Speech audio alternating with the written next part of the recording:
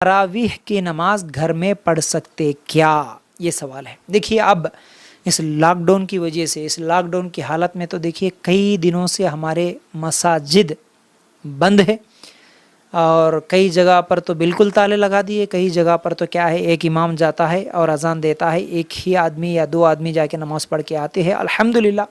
لیکن اب رمضان کا مسئلہ آ رہا تو بہت سارے لوگ یہ سمجھتے ہیں کہ نہیں بھائی رمضان آ رہا، اب تو تراویح کی نماز پڑھنا ہے، یہ تو ضروری ہے۔ اب ان کو علم نہیں ہے، اب وہ جیسے فرض نماز پڑھنا ضروری سمجھتے ہیں یا اس سے بھی زیادہ ضروری سمجھتے ہیں کئی لوگ تراویح کی نماز پڑھنا۔ رہے تراویح کیسا نہیں پڑھتے، رمضان میں قرآن سننا ہوتا کیسا، یہ وہ بہت سارے یعنی ٹینشن میں رہتے ہیں۔ بہرحال اصل میں حقیقت جاننے کی ضرورت ہے ہم کو۔ صحیح بخاری کی روایت کے مطابق اللہ کے رسول صلی اللہ علیہ وسلم صرف تین راتوں میں تراویح کی نماز پڑھائے جماعت کے ساتھ۔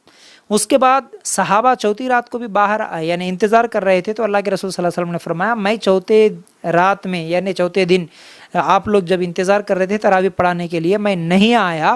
کیوں نہیں آیا؟ اس لیے کہ کہیں آپ کا جذبات دیکھ کر اللہ تعالیٰ اس نماز کو آپ کے اوپر فرض نہ کر دے، اس لیے میں نہیں آیا۔ تو آپ اب خود ہی پڑھ لو اور آپ اپنے گھروں میں ہی اس نماز کو پڑھ لو۔ صحیح بخاری کی روایت ہے، اللہ کے رسول صلی اللہ علیہ وسلم صحابہ کو بولے کہ گھروں میں ہی نماز پڑھ لو، فرض کے علاوہ نفل نمازیں گھر میں پڑھنا ہی بہتر ہے، اللہ کے رسول صلی اللہ علیہ وسلم نے فرمایا۔ صحیح بخاری کی روایت۔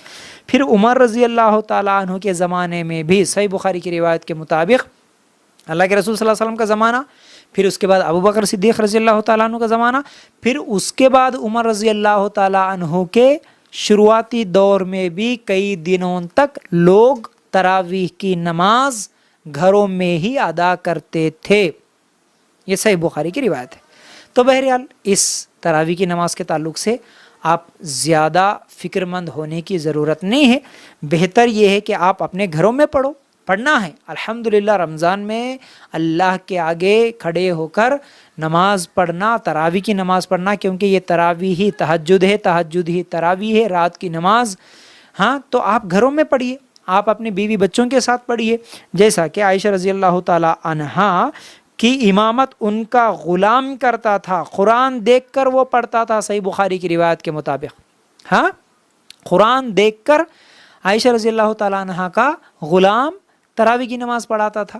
تو آج آپ بھی اپنے گھروں میں، کیونکہ یہ نفل نماز ہے، پورا قرآن سننا یا پورا قرآن پڑھنا شرط نہیں ہے، تو آپ ایسا کیجئے، آپ کو گھر میں جس کو بھی یعنی جس مرد کو بھی قرآن پڑھنے آتا وہ آگے بڑھے، امامت کروائے، پیچھے اپنے بچوں کو، بیوی بہن بھائی جو بھی ہے گھر والے، گھر میں جتنے لوگ رہتے ہیں، ماں باپ اگر ساتھ میں ہیں تو ان لوگوں کو پیچھے ٹھہرائے، کیونکہ مرد پہلے ٹھہرے گا پہلی امامت کرانے کے لیے، اس کے بعد پھر دوسرے مرد ٹھہریں گے، اس کے بعد پھر عورتیں بچے، اس طرح آپ صف بنا کر اپنی نماز گھروں میں پڑھ سکتے ہیں۔ جتنا قرآن یاد ہے اتنا پڑھیے، اگر یاد نہیں ہے اور بھی پڑھنے کا جذبہ ہے تو پھر آپ قرآن ہاتھ میں لے کے دیکھتے ہوئے قرآن پڑھیے، یہ بھی جائز ہے۔